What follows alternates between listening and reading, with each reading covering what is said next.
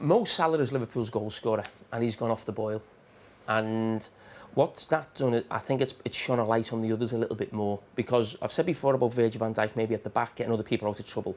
Mo Salah's goals, I wouldn't say I've got other people out of trouble. When you had sort of Firmino and Mane, that was a front three. But I think what we've seen here now in terms of Diaz, Nunes, Salah, you'd probably class that as Liverpool's front three. The others aren't as clinical as what we've seen before, or certainly Mo Salah. And I think there is a real discussion with a new manager coming in, what the future holds for sort of Mo Salah at Liverpool right now. And it's probably the first time we've asked that question, because he's only got a year to go on his deal. I think I'm at the stage now with Nunes where I don't think there is a question to ask. I think after 2 years at the club, and I've probably been guilty of this, you want him to do well so much as there's so much of what you like, because he gives everything, he runs, he causes trouble, he gets the odd goal, he causes an assist. But after 2 years now, and when Liverpool and this season are going for the title, and those big games, you need your man to score away at Old Trafford, away at Goodison, in the European game at Atalanta. There's no time to wait. This is not October, November. This is the business end of the title. Yeah, and I don't... Carra, just on that, sorry. From that point of view, do you not question the timing of it getting released that Klopp's leaving the club? Because I think over the last few weeks or a couple of months, I think everyone's saying, oh, fairy tale ending and all stuff like that. But the minute it goes wrong, I think you have to look at that timing.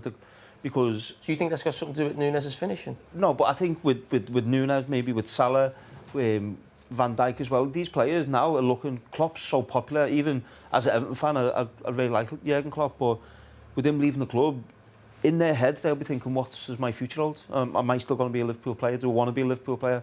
I think that's something which... Yeah, listen, there might be something in that. There might be something in that, but in terms of Nunes and where the club go forward now, I think after 2 years, I think we've all been in squads where someone comes in, we talk about maybe the first year, where you say, OK, he's getting up to speed with it, he's improving, he's getting better. And it looked like he was at the start of the season, and it's ground to a halt. And you're looking at it now, and after 2 years, I don't think there's going to be a massive improvement in him after the 2 years. I think what we've seen in the 2 years, that is what he is.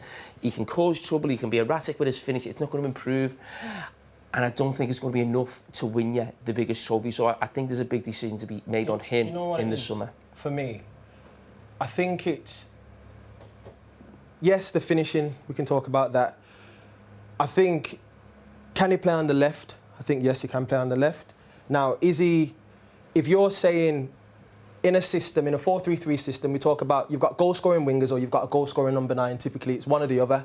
I think in this particular team, you've got a goal-scoring winger in Salah, you've got Diaz, who's kind of half and half, and you've got Nunes, who's kind of half and half. Liverpool, when it was successful, had a goal-scorer in Sadio Mane, had a goal-scorer in Mohamed Salah, and the number 9, Firmino, would pitch him with assists and he'd get his goals. Now, there's no continuity in terms of who's scoring, who's getting the assists. They're relying on Salah. When Salah's not scoring, Jota is not fit, unfortunately, and he's the one who provides the goals. So, in a way, it's like the new manager who comes into the football club is going to have to figure out a way in which to make these players gel. If these players aren't the players who he feels he can gel, then he's going to have to make a big decision. And, of course, we can talk about Nunes' finishing. He's going to improve, but he needs to improve. You obviously, I'm sitting with two of the best finish we've probably seen in the Premier League. How easy to improve finishing? I mean, we've watched him now for 2 seasons. Is that possible to improve that? Now, he will have a good spell where he scores a few goals. We saw that at the start of the season, at times last season. Yeah, but is he ever going to be clinical? It's practice, repetition, and it's almost like you train your brain, and once you get in these areas in training, it becomes more natural and you keep finishing. We were talking before about players at the end of training sessions. You see them still 25 yards out, taking shots at goal. Yeah. If you're a number 9, your finishing should be from 6 yards to 12 yards. You've got to be doing stuff. Yeah, OK, but do you really think that they're not doing that? Yeah, no, I'm dead serious right now.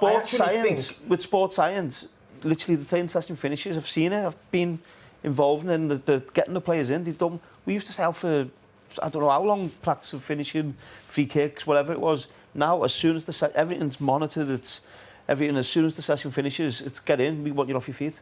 That's a big change in the game. If I wanted to improve, I have to do things in places where I do my thing. I'm going to do a step over in this corner of the 6-yard box, go onto my right foot and try and score in the far corner. I'm going to put mannequins in the corner of the goal. I'm going to ask for the young lad as the goalkeeper, and I'm going to do things at match pace. And it might only be 5 or 7, and they might put a limit. But when you're on the edge of the box and you got the coach next to the goal or one of the lads, and they're pinging it to the edge of the box, take a touch, time faults, lads, this and that. You know what it's like? You've been there, do you know what I mean? That's not how you improve. I'm being totally honest. You have to do things at match tempo, maybe less than what you would do. You can't stay out for an hour doing things at match tempo, but 5 or 7 shots at match tempo, doing that every single day, I think you will improve, but you've got to do it that way. You can't be ambling around and joking and banter and this and that.